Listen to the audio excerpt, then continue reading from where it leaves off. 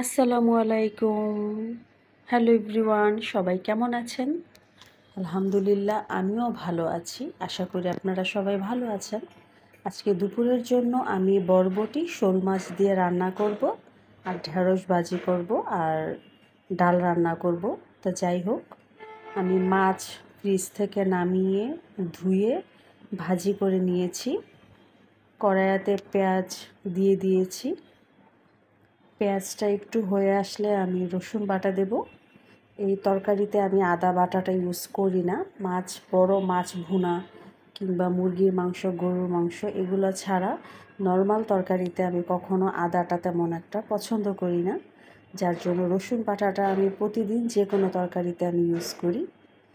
আর আমি ফ্রিজে সবসময় আদা আর রসুন একসাথে কখনো বেটে রাখি না, ওইটা আমি ব্লেন্ড করে আলাদা বক্সে রেখে দিই। যাই হোক, কথা বলতে বলতে তো আমি মশলা কষিয়ে নিচ্ছি। আর এই তরকারিটা রান্না করার জন্য আমি হলুদের গুঁড়া, মরিচের গুঁড়া, রসুন বাটা, ধনে গুঁড়া, লবণ দিয়েছি। তরকারিগুলো দিয়ে দিলাম। তরকারিগুলো আমি বেছে পরিষ্কার করে রেখেছিলাম। তরকারিটা কষানো হতে হতে আমি এদিকে ঢেঁড়স কেটে নিব, ধুয়ে বেছে পরিষ্কার করে রেখেছিলাম। এখন আমি ঢেঁড়সটাকে কুচি করে নিব।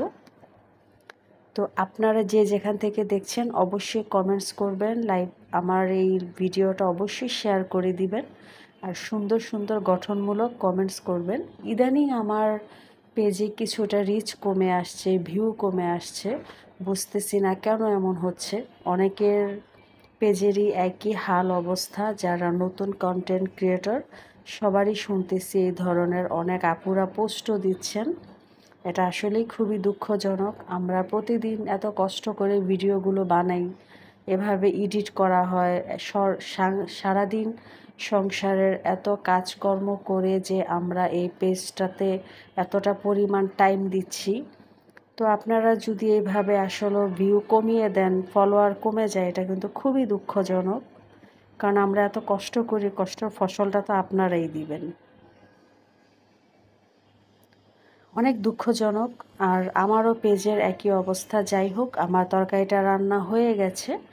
আমি কথা বলতে বলতে ঢেঁড়সগুলোকে কেটে নিয়েছি। এখন আমি পেঁয়াজ আর রসুন কড়াইতে দিয়ে দিলাম, সাথে কিছুটা কাঁচামরিচ দিব।